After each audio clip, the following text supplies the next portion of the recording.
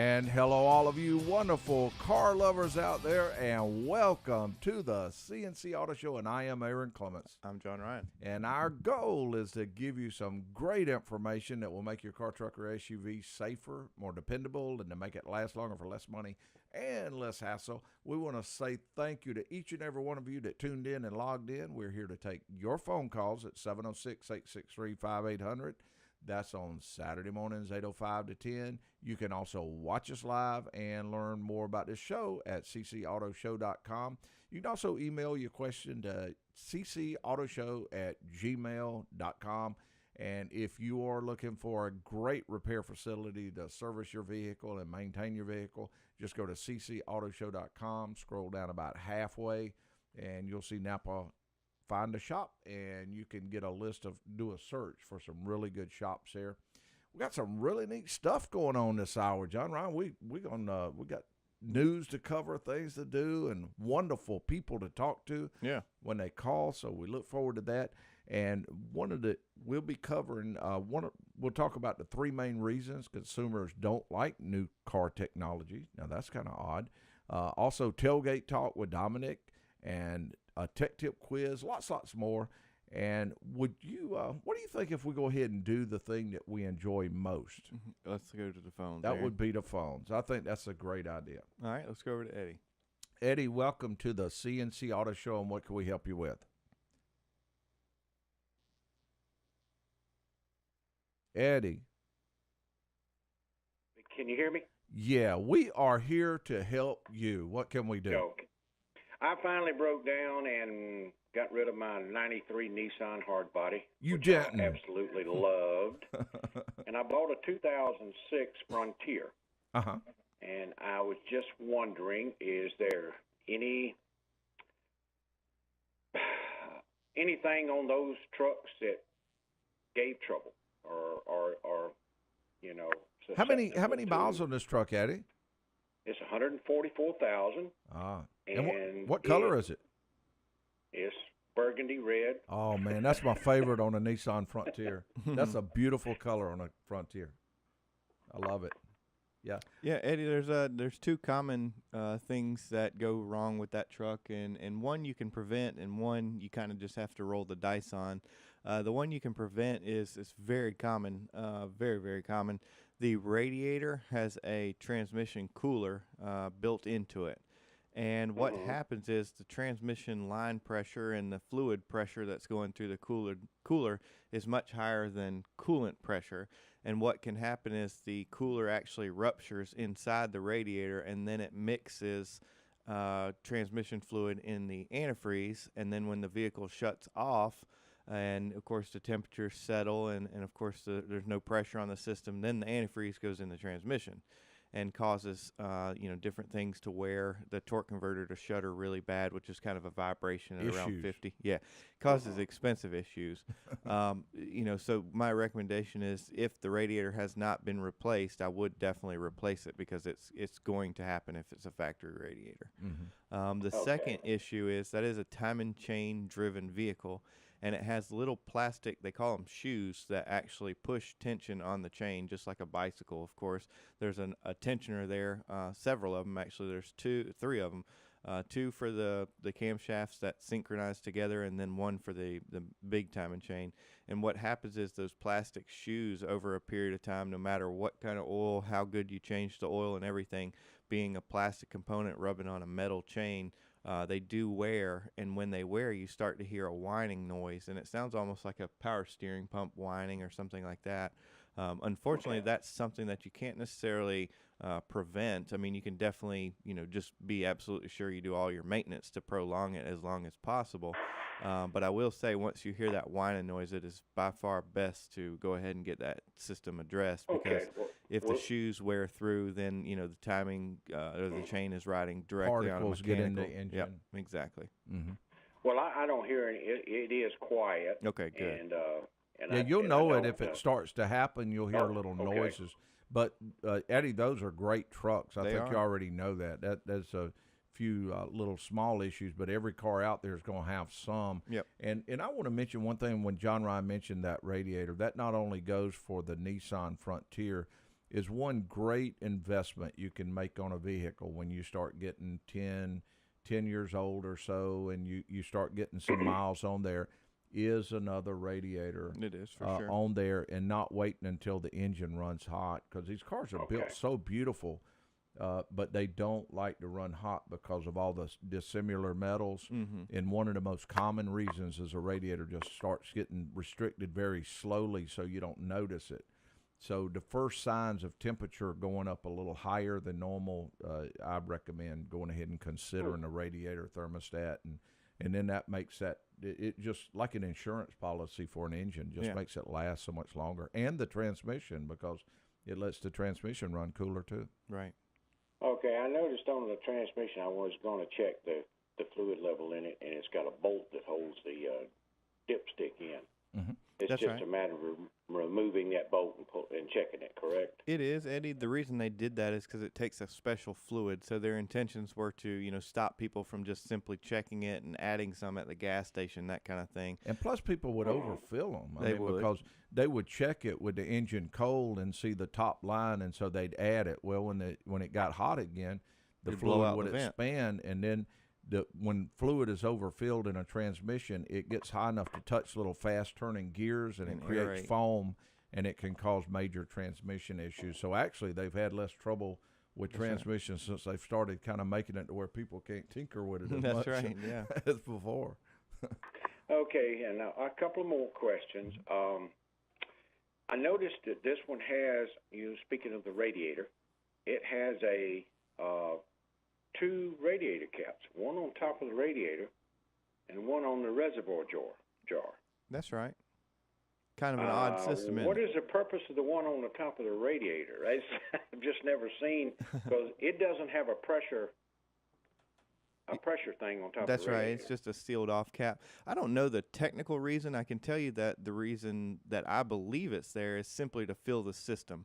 If the system was 100% empty, there's actually a little bleed valve back there by the heater core too that you open up, and you fill the radiator portion first until it's all the way full with that cap, of course, the vent cap open.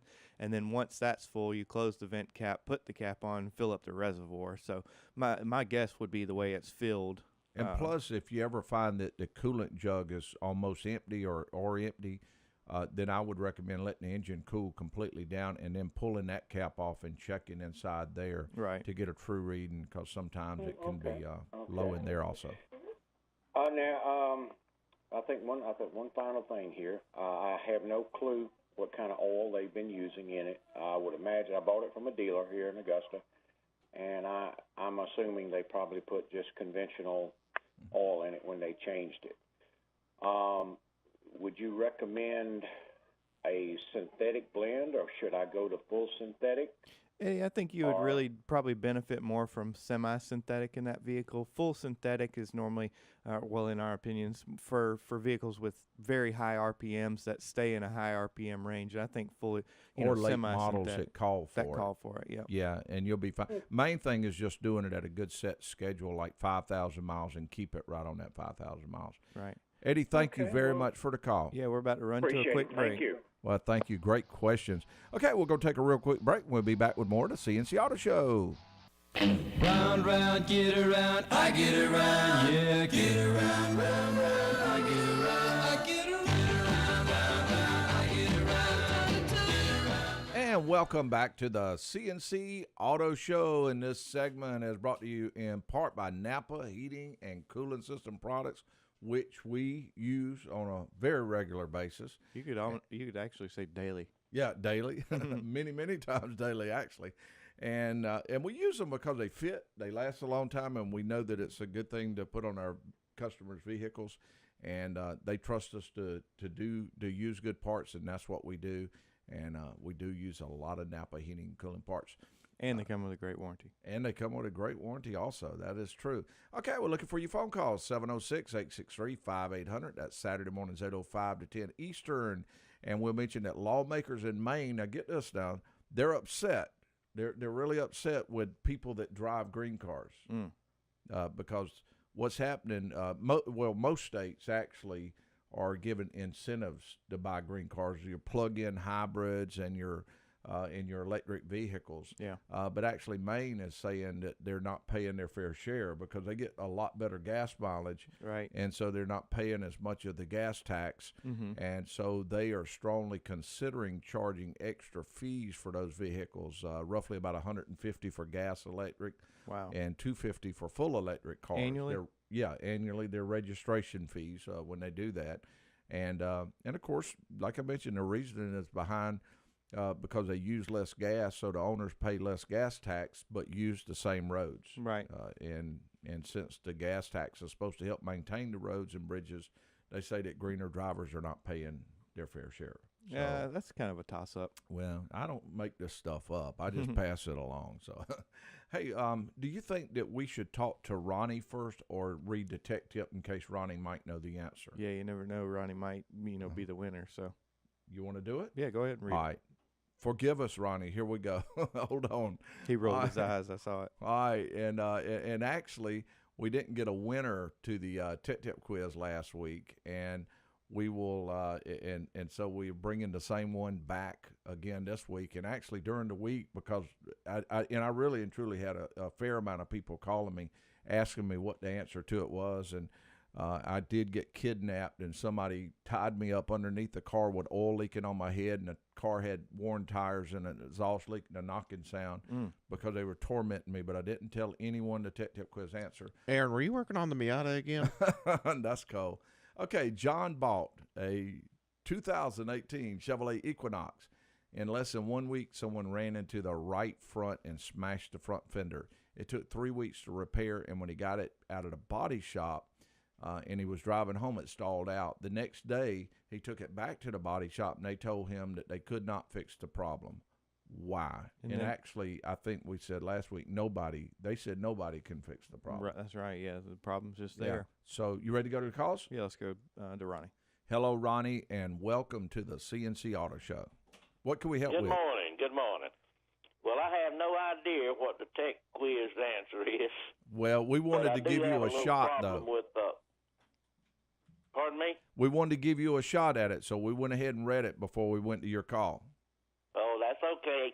I've got a 2001 Ford Explorer Sport Track, and the problem I'm having is sometime it don't happen all the time, but it seems like the hotter the engine gets, the more frequent the problem is. When I come to a red light or have to stop, the car will start shaking, and sometimes it even cuts off, and I have to put it back neutral and crank it back up.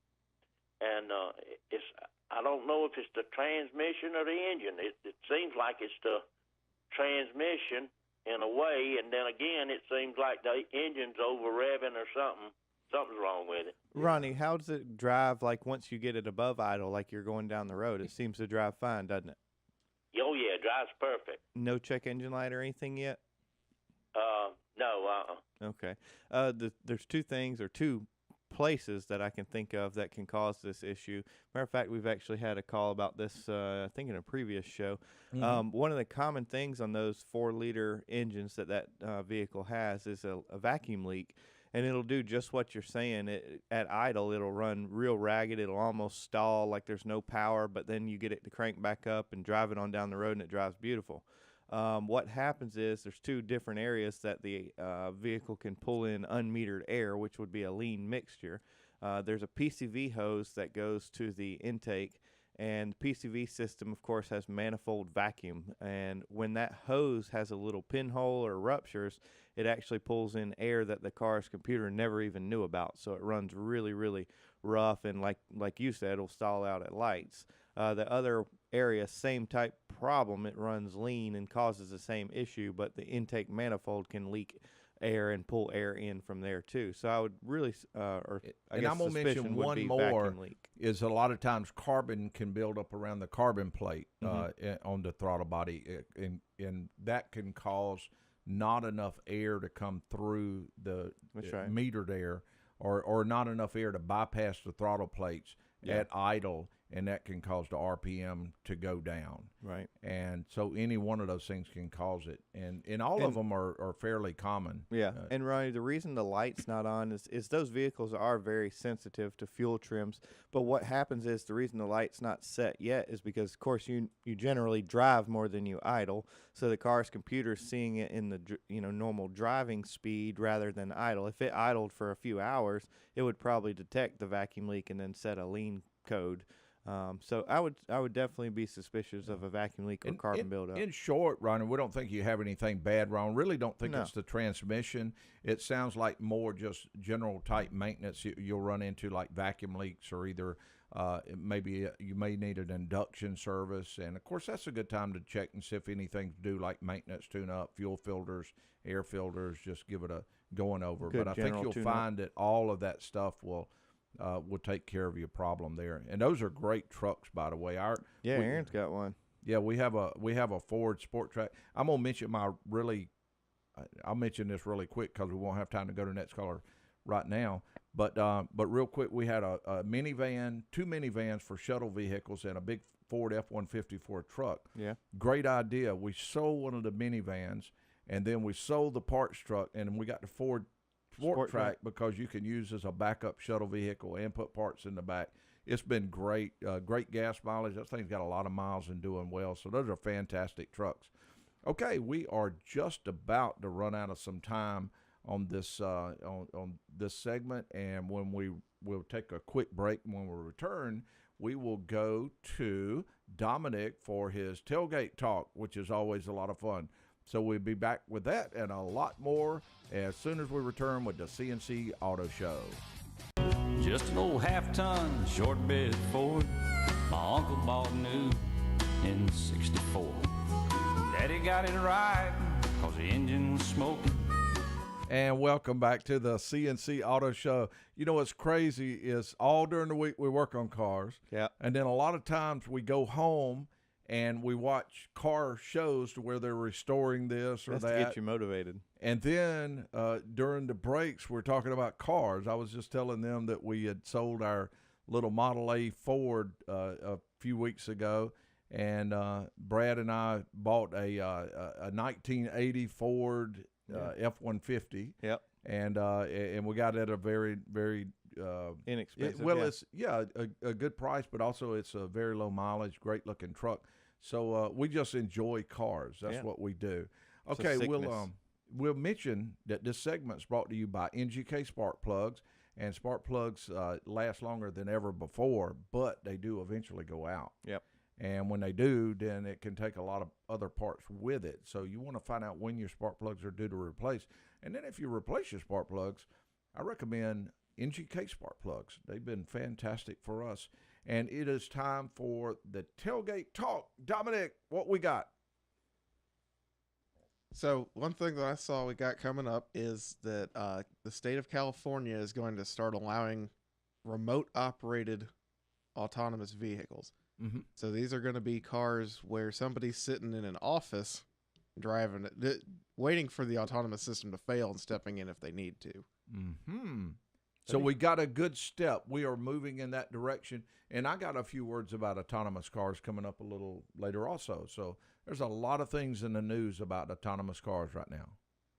Yeah, definitely. And this was something that they had previewed at the Consumer Electronics Show this year, was that I believe it was Google that came up with the technology for it. They were remote controlling a car from their headquarters just outside of San Francisco, and they were test driving a car that was in Las Vegas. Wow. Fantastic. All right, and that's our Tailgate Talk. Okay, we're ready to go to the calls? Yeah, let's, I guess Randy's next. I think that's great. Randy, welcome to the C&C Auto Show, and what can we help you with? Good morning, guys. I got a 2008 CTS, and the rear door locks are quit working. But the way they don't work is sometimes you'll mash the button, and they'll unlock or lock. But if you keep mashing it, it just gets weaker and weaker and weaker, almost like there's a bad battery or something. Do you think that's the actuators in the door. Yeah, Randy, when you say like you're actuating it one way and the other, are you doing it back to back? Like how long does it take before they get weak? Back to back, because what I was doing is seeing, it's my wife's car, and she told me sometimes they wouldn't unlock, so I started to Play working with it, and that's what I saw, Yeah, I mean, it's not uncommon for even a brand new vehicle. If you do it, 20 times, they're going to get weaker and weaker and weaker, and it's just because of the design of the motor. It's a very small motor that's gear driven that basically pulls, the linkage up and down, and they're not really designed to, I guess, move things, with high amperage. So they do get weaker and weaker. But like you said, that is kind of an indication if it, it sounds crazy, but if it happens quickly, if they get weak very quickly, say by the 5th time you opening or, unlock and lock them, yes, it's a chance that the actuator is getting weak for sure. Mm-hmm. And Randy, one thing no more like 4 times. Yeah, if it does it that fast, I would suspect that it's getting weaker. And Randy, I can't really picture looking down inside this door, but what I have done on a few occasions when a door lock solenoid might be getting a little bit weak, and it may be trying to push some linkage that's a little tighter than it's been. So sometimes I try to get a little straw of a WD-40 thing in there to where the linkage is, and then I'll spray it down just a little bit. And then, of course, that's a great time to go ahead and lubricate the latch down there and get everything moving. And sometimes it takes just enough load off of it to make it start working a lot better. So, and, of course, you already know my theory is to always try the cheapest things first. Yep. Right. Yeah. Yeah, that sounds like a good idea. At least give it a try, and if it don't work, you haven't really lost anything. That's part of the diagnostics. It is. Lubricate it first. Yeah, WD-40. All right, thanks a lot. Good luck with that, Randy.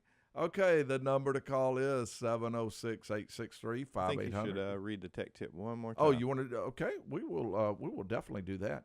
Okay, and of course they know all the prizes already. They know all that stuff. Wonderful tech tip quiz. I answered tech tip quiz shirt.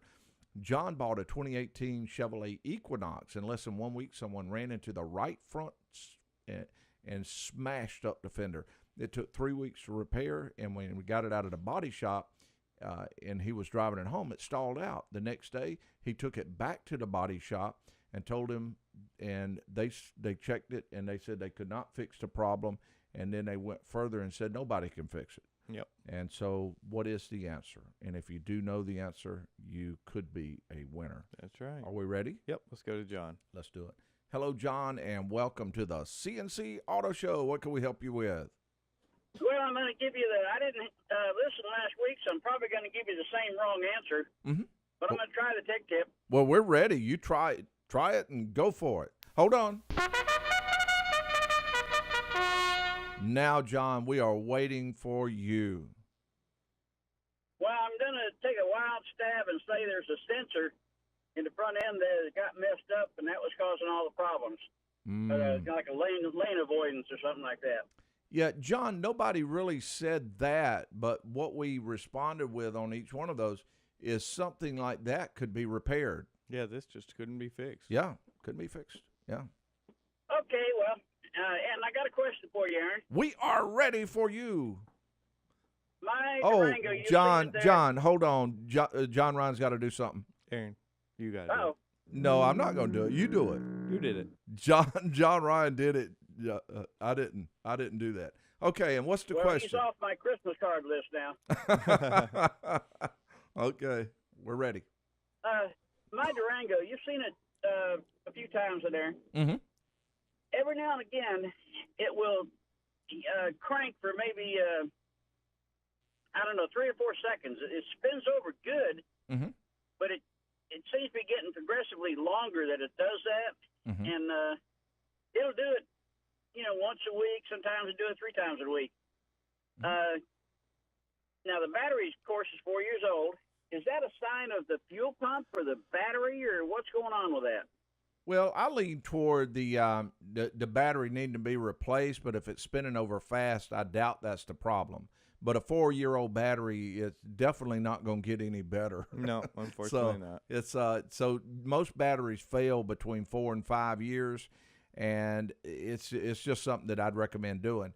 Now, as far as the spinning over a little bit longer, I always like to start with the basics, and of course make sure it's not due for a maintenance tune-up. Air filter, that one does not have a fuel filter, a changeable fuel filter, or recommended changing of a fuel filter. It's had all the maintenance. Yeah, and just if all the maintenance is good and it's everything else seems to be doing well, two things you may. How many miles was on that Durango again? 117. Yeah, if it hadn't had an induction service, a BG induction service, I would recommend that, because you can't go wrong, because that will get a lot of the performance back. It'll get all the carbon out of the engine and off the top of the pistons, and it cleans the O2 sensor. Just helps the running of it. And then the final part of it is sometimes and I'll cover this a little bit in a little bit, as they're changing the blends of gasoline from winter to summer and from summer to winter, sometimes that can do some unusual things on the vehicle. So if it's only just slightly different than it was, I don't know that I would go further than just making sure that their normal maintenance has been done, and possibly an induction service. And after that, just keep an eye on it and see how it does. Okay, well, you guys have done all the services for it. Yeah. You may have already had that done, and you may not be due for it, but it wouldn't hurt to check and be sure the last time that it was done. Okay. Well, I thank you. Thank you, John, and appreciate trying the tech tip quiz. Tell John Ryan I don't like him anymore. He did. Don't worry, you'll get my Christmas card. Appreciate the call. Thank you. Okay, the number to call is 706-863-5800, and we have a tech tip quiz on the table, and I don't think we'll have time to go to the next caller. No, we'll get Robert when we come back from the break. Yeah, we'll get Robert right after the break, but we'll mention something real quick. People with the cars have just gone wild with the technology. And it's estimated that because of all the technology, car owners only use about half of what's available. And there's 3 reasons. That's gadget fatigue. Mm-hmm. They just have so many, they're kind of overwhelmed. And the new features may be too distracting, and high repair cost. Now, this is not all, because I would say the majority of people actually love all the gadgets. I don't know. I think I'm getting older, getting that way, because now I just get in the car. I don't even turn on the radio on. I just drive. I love to play with my gadgets, but a lot of people are saying, hey, enough's enough. But at least they're there if you need them. Okay, it's time to take a real quick break. When we return, we'll go to Robert and some other callers there, and we'll have a lot more fun. Be back with more. Now his guitar's Cadillac, hillbilly music, lonely, lonely streets that I call home. Yeah, man. We are back with you with the C&C Auto Show. If you're wondering when you should have your tires rotated, here it is. Good rule of thumb. It's relatively easy to remember, actually. A good time to rotate your tires is when you get your oil changed on most cars now, because oil change intervals have extended a little bit on most cars. And that might be 5,000, might be 6,000, might be 7, but that's normally a good rule of thumb of a time to do it. Now, that's assuming you don't go over 10,000 miles between oil changes. And I've always been a believer it's not exactly a horrible thing to do at every oil change, regardless. But exactly, and now before, if you have your oil changed every 3,000 miles, then a lot of times I'll recommend doing it every other time. Right. Which there's still a lot of cases to where I recommend every 3,000 miles. Yeah. But on cars that are 5, 6, and on up there, and on up there, then I recommend just doing it every oil change. Okay, are you ready to go to the callers? I am. Let's go over to Robert. Hello, Robert, and welcome to the C&C Auto Show, and what can we help you with? Hey, good morning. So I have a 2007 328i that I've been always tinkering with, and I've got an oil leak. It's a BMW with 130,000, so I had a few oil leaks. But this where your oil filter goes on the top, you have the black cap, and I'm leaking around that. And I've had the car for a little while, but I haven't changed the oil because I haven't had it that long. But I've been reading forums, and I just want to know if you guys have experienced this, that they say if the oil filter in there is not a BMW oil filter, that those tend to leak. or cause a leak from not fitting as well. Have you experienced that? Well, do you feel like the oil is definitely coming from around the seal where the cap fits the aluminum housing? Yeah, if you accelerate, rev the engine, you can see the oil cascade out of there. Right. From my experience, what happens is, of course, that cap, normally stays with the vehicle. And what happens is if somebody changes that oil filter with an aftermarket one, sometimes it comes with the cap. So now you don't have the factory cap and filter in there. So the cap can leak, if that makes sense. So I think that's what kind of like what they're talking about. Because that actually happens on a lot of the 7.3 diesels and even some, or sorry, not 7.3, the 6.0 diesels. They change it to, it has a different cap on it. The cap is not made to the exact specifications, and they warp and can cause a leak. So it would be great to have a factory cap, and then you could put whatever filter you want in it. Of course, you could even put a factory one in it. And what happens sometimes people will replace change the oil filter, and there's an O-ring on there, and they don't even put the new O-ring on there, and they just try to pack it, put the existing one, and then it could leak. But I agree with John Ryan. It's better to go ahead. From time to time, those go bad, and sometimes when they go bad, they almost kind of freeze themselves on there. You have to chip them out, and they're real hard to get back off. So the next time the oil's changed, just replace that little black cap. Yeah, that's what I was going to do. My next step is to change the oil, and I was saying I'll just go ahead and buy a new BMW cap and filter and everything. But I just wanted to, ask you guys if you'd experienced that, had a similar experience, or if the forums were kind of on point with that. They were, yes, absolutely. All right, thank you. All right, and great thank question. you very much. I'll mention that Austin Dillon won the Daytona. He popped champagne on pit road, celebrated his victory Sunday in Florida, and ended the night with a new tattoo on his backside. That reads, Daytona 500 champ. It seems that he and some of his number 3 team, along with Richard Childress racing members, went out on the town and wound up at a tattoo parlor looking for a way to commemorate taking the checkered flag at Daytona. And Dillon, 27, won the race 20 years after Earnhardt Sr. won the 1998 Daytona 500. And he said, this one's for Dale Earnhardt Sr., Dillon said on the track Sunday. And it sounds like they really had a good time. Yeah, sure does. And congratulations to him also. You ready to go to the calls? Yep, let's go over to Linda. Okay, let's go. Linda, welcome to the C&C Auto Show, and what can we help you with?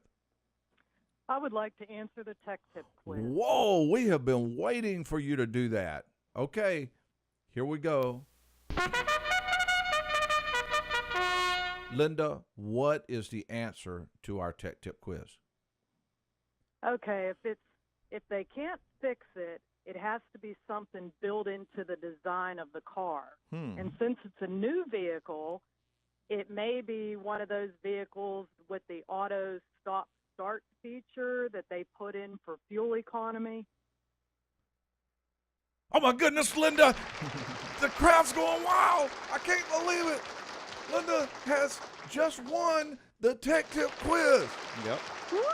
Woo! And the graffiti is all falling down. There'll be parades. And you don't know how many times I've not won it. This is big. This is really huge. It is. Yeah, huge. Yeah, because Linda, you are the official winner, and you are absolutely right. The body shop could not fix the problem because there was nothing wrong. The car's designed to cut off after so many seconds at idle, and that's when your foot's on the brake and you're sitting there and it'll cut off. And then when you take your foot off the brake, it will restart, and that's what start-stop system. Yeah, that's right. And it saves fuel economy. And he really didn't know it had that system because he didn't drive it that much before he was in the accident. And boom, you are the winner, Linda, and congratulations. If you stay on the line, they will get all of your information, and you will receive retina scans and all kind of things to where you'll be able to be identified and to get your tech tip quiz winner. Cool. All right.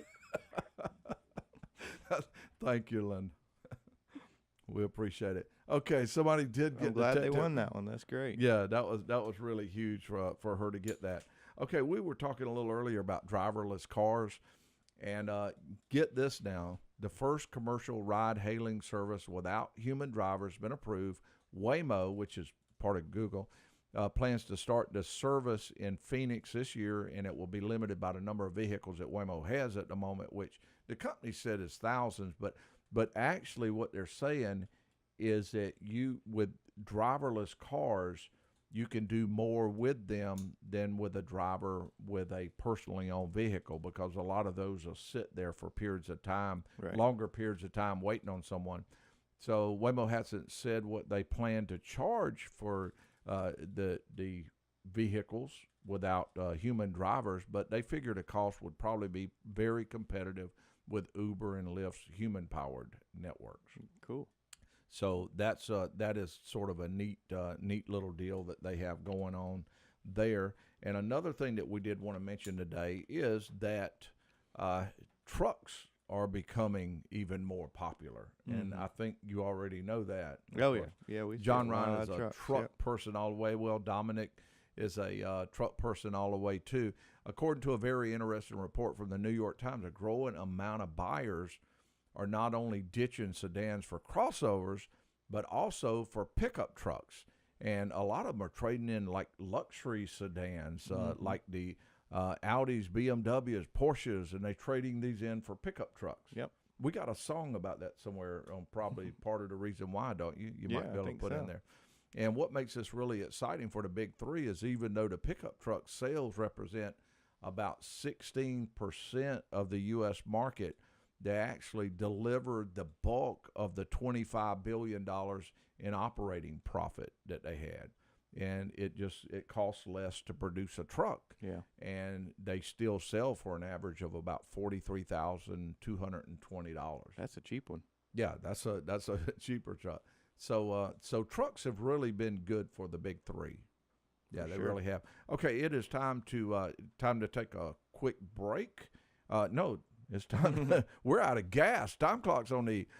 We need to pull over for now, but we'll be back on the road in no time. I'm Aaron Clements with co-host John Ryan Mooney. Our show producers are Dominic Frito, Sandy Klein, technical engineer Zach Llewellyn, and we would all like to say thank you to all of you that tuned in, logged in, and especially all of you that called in to ride with us on the C&C Auto Show. And hello, all of you wonderful car lovers out there, and welcome to the C&C Auto Show. I am Aaron Clements. I'm John Ryan. And our goal today is to give you some information on your car, truck, or SUV that'll make it safer, more dependable, and to make it last longer for less money. And we want to say thank you to all you that tuned in or logged in, and we're here to take your phone calls. The number to dial is 706-863-5800. That's on Saturday mornings, 8:05 to 10 Eastern. And you can also watch us live at the Facebook page, C&C Auto Show Facebook page, or you can go to ccautoshow.com. You can also email us at ccautoshow@gmail.com. We always like to mention that if you're looking for a good, dependable auto repair facility, you can go to the ccautoshow.com page and hit Napa Auto Care Find a Shop. And yet you can do a search for shops all around in your area, and there's a lot of them to choose from. John Ryan, are we ready? Yeah, let's go over to the phones there. Are you ready to go to? Well, let me just mention what we're about. I was jumping the gun, wasn't I? Just very slightly. I pulled an real Aaron. quick. We got a lot of good information. We'll give you spring cleaning car tips, tailgate talks, with Dominic. We have a tech tip quiz, and we are ready to fire this puppy up. And where will we be going? All right, next up is going to be Tommy. That is perfect. Tommy, welcome to the C&C Auto Show, and what can we help you with? Hi, thanks for taking my call. I've got a 2007 Toyota Tundra, and I just recently went on a long trip to Florida, about 1,000 miles there and back. And that was on Monday. And yesterday I got in my truck, and I turned the key, and I just hear a click. My battery was changed in October, and I'm just curious if you could tell me what it might be. It got tired. Yep, it was wore out. Yep. You took it on a good ride, and it wanted to rest for just a little bit. Give you a break. Give it a rest time. That's right. Tommy, when you go to start the vehicle, if I understand right, all the dash lights come on just like normal radio comes on. You go to turn it, that final little, the next start button, listen to me, the next little start spot on the key, and just a good solid click, like a thunk. That's correct. Okay. I got a radio that plays. The lights are bright, but I don't even get anything. It's just a click. All I hear. Okay. One thing that you could do just for fun, just to kind of see the outcome of this test, you could actually get somebody to watch this. You could turn the headlights on, and while somebody's watching the headlights, you attempt to start the vehicle. If possibly, if the starter is bad, typically they pull a lot of amps when you hear that clicking noise. And what will happen is the headlights will actually dim, indicating that power is going to the starter. Now, what a technician would do would actually take a voltage meter and do a voltage drop from the positive to the positive on the starter and the negative to the negative on the engine where it meets, and then check the voltage wire that actuates the starter.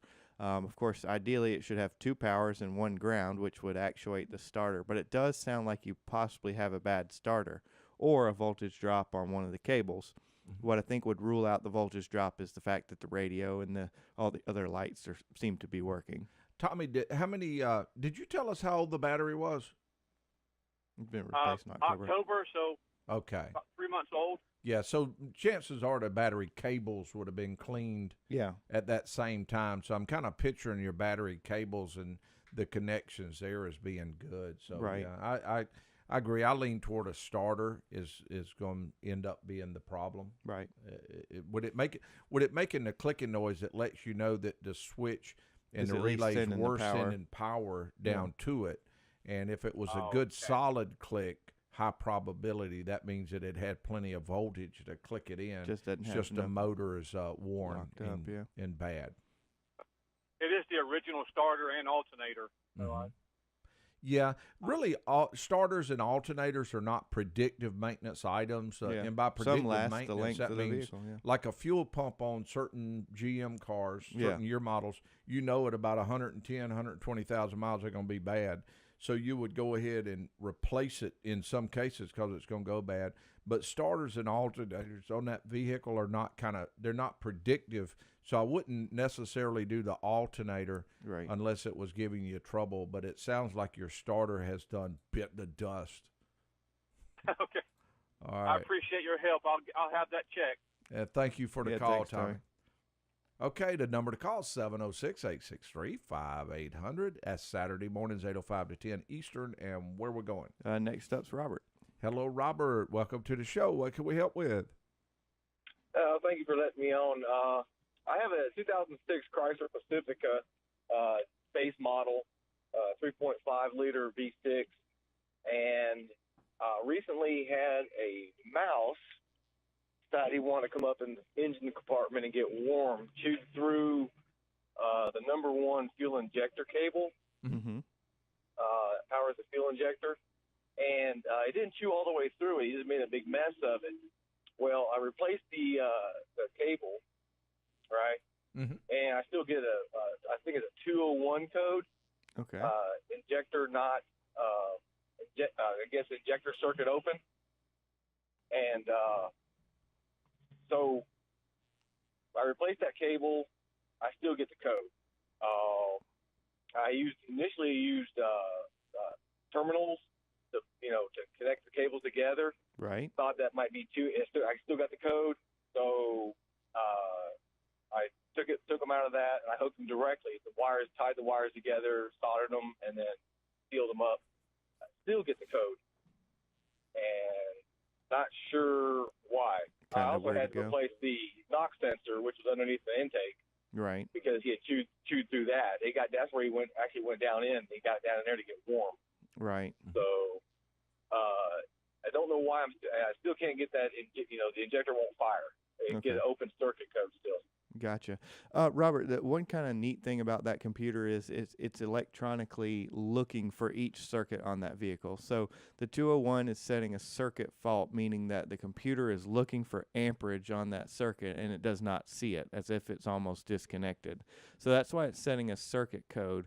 Had you have not told us the whole scenario, I would have said, there's a broke wire on that circuit somewhere because it's, again, looking for amperage and it doesn't see it.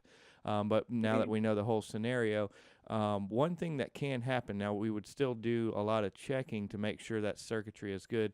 Matter of fact, you probably know this because it sounded like you did the work. You know the little sub harness that all the injectors go to and kind of come out the back of the intake?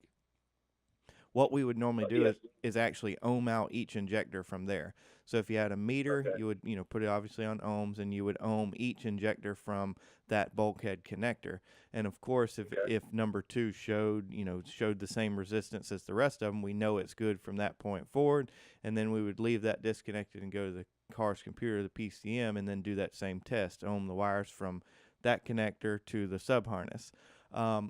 Let's just pretend the wires are fine, and this is kind of not exactly a great scenario, but if the wires are fine, what can happen is that power is always there. It's a fused power, so it feeds all 6 injectors and some of the sensors, cam, crank, and all that.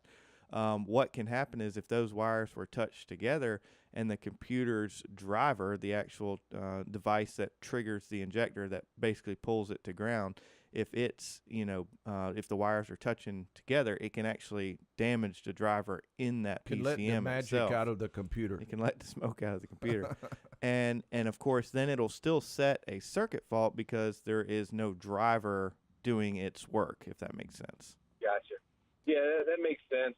Like I said, the wires weren't totally chewed through on the injector, on that one injector. Right. It was just a mess, and I'm sure there was some shorting going across too. Right. And Robert, real quick, we're getting ready to take a break, but I'll mention that the bad part is the problem might get worse because that squirrel, if it marked its spot, it's going to be back. So, that is unfortunate, Robert. One of the bad things. Mouse, squirrels, everything, they always come back to the for more. same exact spot, probably the same wire. Probably the same mouse. Yeah, be ready. Sit outside tonight with your Go ahead gun. and get your BB gun. Yeah. Thank you for the call. Yep. All right. Well, thank you very much. Bye-bye, Robert. Great call. Okay, the number to call, 706-863-5800. We'll be back with more in just a second. Thought twice before I hauled a Barbie doll bed for the girl next door. She tried to pay me with a kiss, and I began to understand there's something women like about a pickup. And welcome back to the C&C Auto Show. And this segment is brought to you in part by NGK Spark Plugs. And do you know when your car's maintenance tune-up might be due? If you know, that's great. But if you don't know, it'll be a good idea to find out. You may want to check it because if it goes way past due, you can tear up some other stuff like ignition coils. They'll have to put out a lot of extra voltage to keep everything going, and eventually different things can burn out. O2 sensors, catalytic converters, things like that can go bad. So you may want to check to see if your vehicle is due for a tune-up. If it is, I recommend NGK Spark Plugs. They are fantastic. And are we ready to go to the calls? Sure, yeah. Let's go over to Lloyd. Hello, Lloyd, and welcome to the C&C Auto Show. What can we help you with? Good Saturday morning, Aaron Clements and John Ryan Mooney. Yes, sir. Just wanted to ask a question, sir. I have a 2009 Dodge Grand Caravan that my son drives, and when we top the gas tank off, it has a stutter. Matter of fact, sometimes it will actually shut down the engine. And I was wondering, it does not happen, unless we, top the gas tank off completely. So I'm wondering if it has something to do with a drain or a vent. Yeah, that's a great idea as far as, what could be wrong. One thing I had to ask, too, does it clear up, like after it stutters and kind of shuts off and whatnot? It does indeed. After you drive it for a little bit, it stops that. And so it probably reminds you of like an old car. Yeah, it reminds you of an old car with a choke, like it kind of runs pretty bad and then shuts off, and then once you get it, running back right, it'll do just fine the rest of the day probably. Mm-hmm. Yeah, I think you're right. As far as, that vehicle does have an evaporative system on it. And what can happen is two things. If the vent actually sticks in the closed position, of course, that would be an indication to where the pump itself, when you put the gas hand in there, it can kick back and shut off on you. It doesn't sound like that's happening, right? Correct. Okay. Well, not really. It's not cutting off completely. Okay, gotcha. So the other thing that can happen on those, there's a purge solenoid that actually reburns the vapors that are in the charcoal canister. And how that works is, of course, the vents open when you're fueling, and of course the vent and of course the fumes are going into a charcoal canister that of course remove the fumes. But what can happen at the same time is the purge solenoid, which is what pulls the vapors out of the tank when the engine's running and burns it into the engine again. That solenoid can actually be stuck open, and when you're filling that tank, all those raw fuel vapors are going straight into the engine. And then you go to crank it up, and it's really flooded. It's running so rich, it doesn't know how to act, because it doesn't even know how that fuel got in there. And you crank it up, it runs kind of rough and stalls out. And by the time you get it cranked back again, now that mixture's gone, because of course it's been running, and then it takes over and does just fine. So my suspicion would be probably a purge solenoid on the evaporative system, causing that issue. Yeah, it'll suck the raw fuel in like it's pulling from a straw. Yep. When it does that. Gotcha. Gentlemen, I appreciate it. Enjoy your show. All right. We thank you very much. Great question. And we mentioned that we were say a few words about winter and summer fuel. And the difference between summer and winter gasoline blends involves the Reid vapor pressure of the fuel. The RVP is a measure of how easily the fuel evaporates at a given temperature. And the more volatile a gasoline, or the higher the RVP, the easier it evaporates. Winter blend fuel has a higher RVP because the fuel must be able to evaporate at a low temperature for the engine to run well, especially when the engine's cold. Summer blends has a lower RVP to prevent excessive evaporation when the outside temperatures rise. And reducing the volatility of summer gas decreases emissions. And all of that can contribute to the ozone layer, and of course especially bad in condensed areas like certain larger cities. So right. That's the difference between summer gas and winter gas. Are we ready to go to the calls? Yep, let's go over to James. James, welcome to the C&C Auto Show, and what can we help you with? Good morning, John, Aaron. Yes, good morning. I'm working on a 2006 Saturn Ion. Mm-hmm. I had to replace the plug on the computer. So I did it wire by wire so I wouldn't get nothing mixed up. Wow. Did you cut them or pull them out of the terminal and put them back in the... I put a whole new plug on there. Uh-huh. I had cut the wires from another plug off of the same year, same engine, everything, and wired it up one by one. So you cut and soldered each wire? Well, I butt connected them. Oh, okay. Where you slide them in and squeeze it down? Right. Uh-huh. And before I did that, the vehicle would not turn over, would not do anything. The lights would come on, everything inside would come on. But before that, the starter, one of the wires, the starter wire had broke off. And the only way to start it, you'd have to have somebody turn the key and touch the wire to the wire. Mm-hmm. And the starter would turn over. Then it wouldn't do nothing. So even when I replaced the plug, we even put a different computer in it, it still won't do nothing, but everything comes on. Okay. Have you relearned the keys or any of the memory of the security system? That I don't know how to do.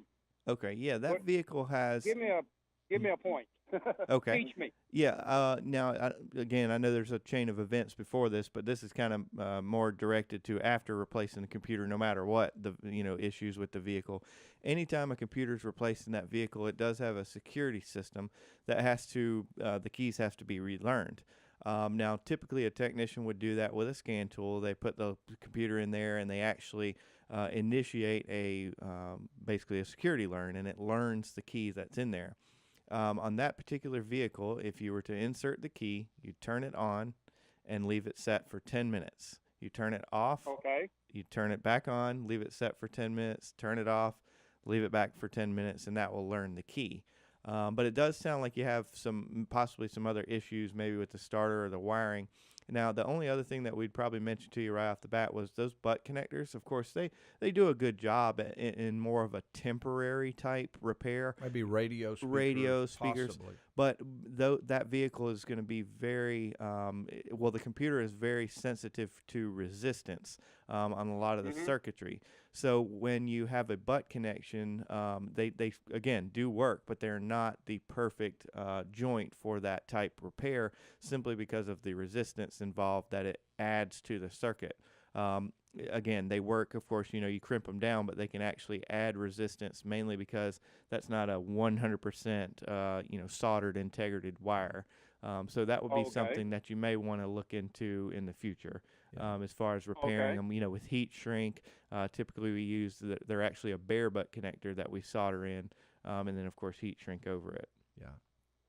All right, so just put them together, solder them, put heat shrink on. That's correct. And James, we're actually all out of time. We're about to go to a break. We sure hope that helps you. Well, you taught me. You taught me something. Thank you very much for the call, James. Okay, the number to call 706-863-5800. That's 805 to 10 Saturday mornings Eastern time, and we will be taking a quick break. When we return, we will go to Dominic's Tailgate Talk and more. We'll be back after this.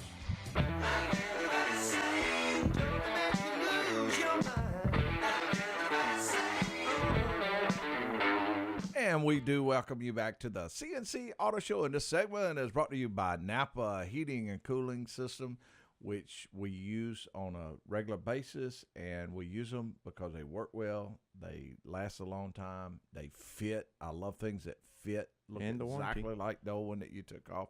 That's really neat. And it is time for our tailgate talk. But before we do, I have a tailgate talk real quick.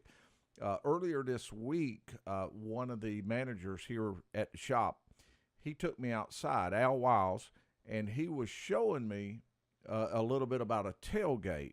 Mm-hmm. And we walked out to this truck, and it had this thing had the little handle that you fold out that you can hold on to help you get into the back of the truck. So it was a also, Ford. it had a step ladder that folded out of the inside of the truck that went downward. To where was it a Ford? Yeah, it was a Ford F-150. Very, very nice. And the reason he wanted to show me that is he reached over and he removed the tailgate in probably about a minute. Yeah.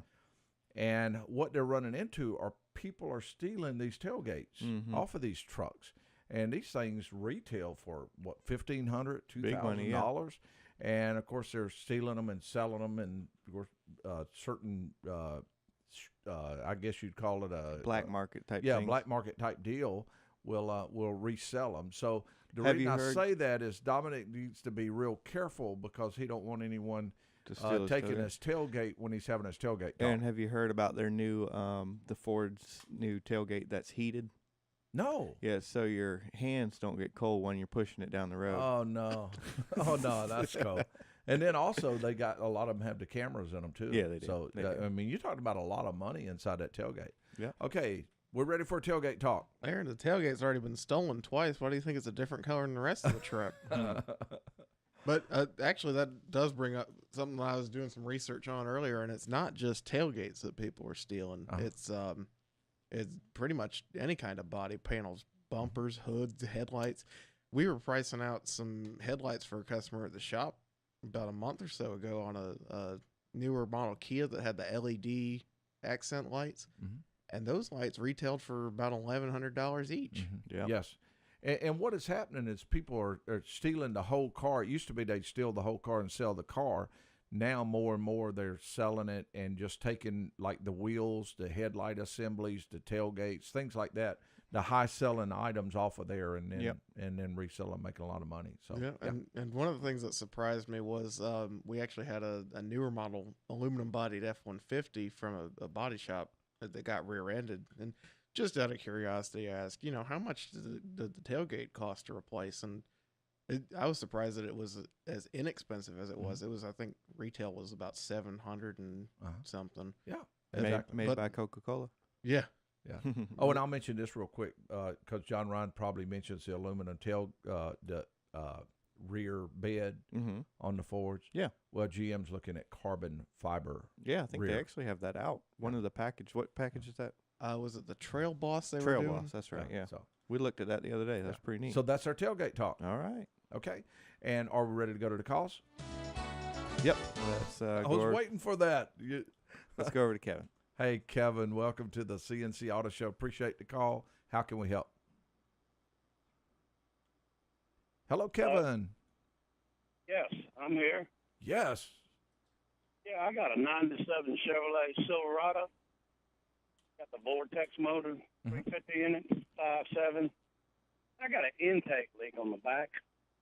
So I know I got to take my distributor out, pull my intake off, repair that. And I was just thinking, well, you know, as long as I take that intake off, I was going to go to an aftermarket intake and go ahead and replace the distributor and put one of those like Holly Sniper Like a Mallory or something like that, right? Yeah, and I was going to put the electronic replaces the carburetor on it. And I was just wondering, you know, that thing's a 97, so I don't think it has too much as far as upgrade to the computer or anything. I don't really think it has a computer on it, or if it does, it doesn't really do that much, I don't think. I was just wondering if there was anything that I wasn't foreseeing. Yeah, Kevin, to do that. The type injection system that has, what you're looking at is actually a throttle body. So that one is totally electronically fuel injected. So no doubt you could replace the distributor with an aftermarket one, but I just don't know that you would be gaining much from it. Mainly because, you know, if you were going to upgrade the ignition system to get a better, you know, hotter spark, you could put NGK plugs in it, and you could do several different things. But being that the fuel injection system itself is going to remain, you know, factory to the vehicle, I don't know that it would be necessarily worth the money and of course the value that you would gain from it. All those items are a great idea to replace, especially because the distributors do fail from time to time. But I would stick with more of a, you know, the OE style distributor. And you're right, the distributor does definitely have to come out, you know, to, of course, remove the intake. One tip on that, too, to clean the gasket surfaces. Years ago, this was a very popular job amongst automotive repair, and they used, they're called roll-lock discs, and they're basically an abrasive disc that you would put on the end of a die grinder, and you clean all the surface with. Well, what they found out was that abrasive, it's almost, of course, like a sandpaper. That abrasive would actually go in the lifter valley, and before it was so long, small that it could go through the oil filter and the oil passages and the oil passages, and it would completely destroy a lot of the clearances in the journals, the bearing surfaces and stuff like that. So just, you know, be very careful in what you use to clean that gasket surface off. They actually designed another type wheel, we call them, 3M. by 3M, and it actually has little rubber fingers that, of course, it does produce a dust, but it's, of course, you know, and you always use precaution. You always put shop rags down in there to, you know, catch everything. So just be very careful. You know, don't use anything really abrasive. And that other kind's kind of like a powder. Once it sands itself down, it's more of a powder, and it don't affect the inside of the engine. But if you let those other roll-lock disc stuff get into the oil, and it's almost impossible to clean it out. It is. So I wouldn't ever use it on the oil surface, because it'll take about 3,000 or 4,000 miles. Now, it's a different scenario if you had, say, an oil pan off and it was completely off the engine. It's on your workbench and you're cleaning that surface then, because, of course, you're going to clean the oil pan back out in a parts washer or however you choose. So that's not necessarily an issue. But on the engine, we typically do not. Now, water pump, something like that, it's a little bit different scenario, but. Yeah, and Kevin, I was going to put an aftermarket intake on it. While I had that intake off, I was going to trade that intake out. I was going to put like an Edelbrock full-barrel intake on it with an aftermarket EFI. Kevin, I think if you just enjoy doing that, and you want to kind of have fun, and you want to say, I'd like to build this and change a lot of stuff around because I enjoy doing that type thing, that would be fine to do. But if you're doing it as far as saying what's the best financial part of it, then I would do what John Ryan said, put the factory type distributor. I would replace the distributor because parts in there do go bad. I'd do that. And any other little things underneath the intake I would do. Well, and that's but nothing else. Financially, that would be the best way. Yeah, Kevin, I understand you want to, change the injection system, but there's a lot more to it than that, just simply because it is an electronically controlled transmission. So that's kind of the route I was mentioning to you. If you keep it factory, then, it'll, of course, run as it should. Now, if you change that to an aftermarket intake with a different injection system, there's a lot more stuff that's going to be involved in switching it out and making it run properly. You're going to spend a couple of $1,000 and your gas mileage is going to take a nosedive is what it amounts to. Well, see, I was hoping it was going to go the other way. I read all that stuff Unfortunately in magazines not, and see it on TV, and they say it increases but too much. But they're having fun, and there's nothing wrong with that. But that will work on a carbureted 350, 305, any of those. But yours is fuel injected. Vortec, of course, and it has an injection system on it. So all that stuff has to be satisfied, if you want to call it that, by all the sensors and everything. And when you put an aftermarket system on there, the transmission has no clue how fast the engine's going because it's an aftermarket system. Doesn't know when to go and lock up in the speedometer, and everything won't work. So you're just recommending just to place the distributor and tune it up and have a nice day. Pretty much. Yeah.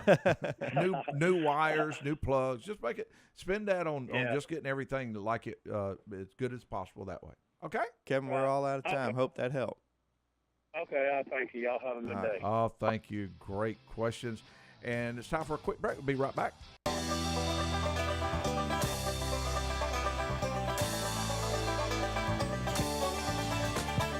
Eastbound and down, loaded up and trucking. And we are back with you on the C&C Auto Show. Number to call, 706-863-5800. That's any day. And John Ryan, I think we should really go. Well, that's Saturdays, 5 to 10 Eastern time. All right, I think we should go to the calls. What do you think? Let's go straight to Clyde. He's been holding for us. Hello, Clyde, and welcome to the C&C Auto Show. What can we help you with? Well, thank you very much. I enjoy your show. I have a 2001 Oldsmobile Silhouette van, and the back windows, I think the sun has sealed the gaskets to the body. And I was just wondering what's a safe way to loosen that up so I can open that window. Aaron's first probably tool would be a sledgehammer. Yeah, that'll do it. How do you get the sledgehammer? Okay, next. Clyde, so evidently you don't use these windows that often, evidently? No. It's been sitting out in the elements. I think the sun just got hot and you just glued it to it, yeah. The gaskets to the body. Yeah, you probably think I'd be crazy for saying this, but I really think if you sprayed WD-40 around the belt moldings and really, of course, WD-40 does creep into very, very small clearances, almost nothing. Absolutely. And that would be at least a good effort to try, mainly because it won't hurt the paint, it won't hurt the rubber. It's just obviously an amazing product. So I would do that, and then maybe find, of course, technicians have plastic little wedges that they use, but something like a popsicle stick to kind of get in there, and, obviously a flat blade screwdriver would damage the belt moldings themselves, but something that wouldn't necessarily harm it, and kind of just lubricate even that and try and go in there and just, separate the molding from the window. And I really think WD-40 would do it. Maybe once you do all that, you can try it using both hands. Right. Now, you don't want to get the WD-40 on the windows because you can't grip it, but you could try using both hands and kind of pull it out just a little bit and then push it down as somebody else is working the window at the same time, and that might help it to move. They make these suction cups that technicians use to kind of hold windows in place when you're working, and you can kind of push them down with that also. Okay, I'll try WD-40, let it sit there for a while, and then get a popsicle stick and work it around. Yeah. Now, next weekend, don't call us for a glass shop. Yeah, and they're going to ask you, but what in the world's going on when you walk into the store and say, I want popsicle sticks and WD-40? No, I'll just go to Kmart and a sledgehammer. Get a popsicle and eat it and then use it. Oh, man, that is perfect. I like that idea. I could multitask. Another quick question. Why would somebody put two smaller tires on the front of a front-wheel drive and the rear wheels are larger? And how would I rotate the tires on that? So you're saying that's the scenario for your van? No, this is a 1991 Cadillac Eldorado, Okay. front-wheel drive. And you said the tires themselves or the wheel? The tire itself is smaller. Is that from the factory? They put different size tires on the front as compared to the back? Well, I don't know. It was Yeah. 1991. Some I cars don't do know. that. The reason I say that, now I don't think the Cadillac did that. I think they should be the same size front and rear. But Yeah. some vehicles did use a different size, Corvettes and BMWs, certain cars, different size on the front as compared to the rear. In Staggered. those cases, you cannot rotate them. Well, the answer to his question, though, is it sounds like he has a matched set of smaller front tires and a matched set of bigger rear tires. Exactly. Which, you know, it's not the best case scenario being a front wheel drive, but of course you would want to rotate those in pairs. Don't ever mix a small one with a bigger one, because then, of course, the differential, you know, of course the gears would overrun. So, you know, it would be a great idea to, of course, get the same size tires on there eventually, but definitely rotate them in pairs if that's what you plan to do. And I do want to touch base and let people know you don't want to change the size of a tire on an all-wheel drive vehicle, because if you were to have one size on the front and one size on the rear and the factory didn't it will call become for a two-wheel drive vehicle. Yeah, it will become a locked-up vehicle because the transmission will lock up. But, yeah, you can rotate those just in pairs. Okay, kiddo. I think that covers everything. Thanks a lot. Clyde, great questions, and thank you very much for calling the show. And it is time to go to the next caller. Who are we going to? Let's go to Malcolm. Hey, Malcolm, welcome to the show, and what can we help you with? How y'all doing? Good to hear you. And got thank on the show in a while, but I got a good question. Mm-hmm. My daughter's got a Jeep Liberty, and she's got the air pressure sensors on all four tires, obviously, and it will actually tell you the pressure in each tire. Mm-hmm. My wife has a Jeep Compass that is 2 years later in model, 2 years newer, and all hers does is flash up a tire. It doesn't tell you anything other than you got a tire low, so you have to get out and figure out which one it is. But I think it's a malfunction because the tire pressure has been fine. I just want to know how you tell which one of those sensors has gone bad. Well, Malcolm, I'll tell you at least my opinion as to why I think they removed that feature. They removed that feature from a lot of vehicles, mainly because if the tires were rotated and somebody didn't retrain where they went. So say you're driving down the road and it shows right front low, and you get out and you check the right front, well, it's not low, and you keep driving. Well, the fact is the right front is now on the right rear. Somebody rotated them, so they never really relearned it. So that would be just an opinion as to why they, of course, replaced it. The reason why they used the light is because that's all they're required to do. The other feature was more of an added feature.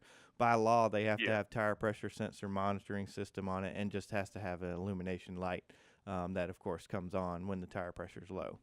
And to and to tell where it's at, there's no easy way. If you really wanted to go to that much trouble, you could lower.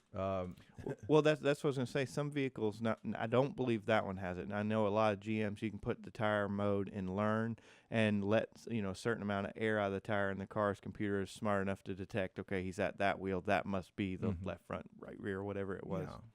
But a lot of trouble. But in short, it's better just to air up all the tires. Now, if the light's still coming on, some vehicles do monitor the spare tire also. So you want to make sure that you don't have one in the Another spare. tip on that, if the light is on solid, typically means you have a low tire pressure.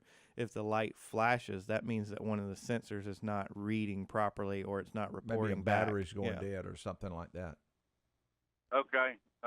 All right. I believe it's reading solid. That's what my wife's telling me. Okay, so that's just simply a low tire then. Yeah, and some of those are very sensitive too now, so you may want to get a very, very accurate gauge and try to get them right on the money all the way around. That, and always use the placard that's inside the driver's door to inflate them by, because a lot of people, in their mind, 35 is the best pressure on every vehicle. Well, that's not necessarily the case anymore. Not necessarily, right. Right. Yeah, I've always been told either look at the door panel or look at what's actually printed on the tire. Exactly, Well, the tire is not accurate. Yeah, the tire will mess you up too. Yeah, it's not taking into account the type vehicle it's on, because they may put that same tire on a different vehicle. I see. So you want to go to buy a placard on the door. is the way to go. Okay. Yeah, the tire normally All has right. the max pressure on Yeah, it. exactly. Okay, so tell exactly which one it is. There's really no easy way. That's correct. Unfortunately not. Now, Okay. you know, with the exception of if you go to 3 tires and they're at 35 and one's at 28, you know, of course that would obviously tell you which one. But if they're all at that lower limit, it will set a code in the computer that just says, you know, tire pressure below threshold. So again, you know, if they're just because of permeation and the weather change that we have in our area, it's not uncommon to have, you know, the tire pressures fluctuate like they have been. Right. Okay, guys. Well, I appreciate it. Good information as always. Have a great day. Here. Thank you for the call. John Ryan, let's put Bob on. Let me ask him something. All right, quick. Hey, Bob, we got about 30 seconds. You think it's something that we can answer really quick? Yes. All right. The transmission, when you start off low gear, it slams into the next gear. And this is a 08 Arcadia. Yes. Okay. How many miles are on it, Bob? Well, it's got 170,000, but I had to replace the motor. Okay. And they had to work on the transmission a little bit then. So we got about 30,000 miles on the. I would check for codes inside the transmission, and you can't go to a place and just have that check, one of those free quick checks. Well, I know we're all out of time, but I want to mention to him, if he's had transmission work done, they may not have relearned the trans adaptation pressures. Beautiful. Bob, that transmission is a smart transmission, and there's some relearning that needs to be done to that. Okay, and got to go. See you next week on the C&C Auto Show.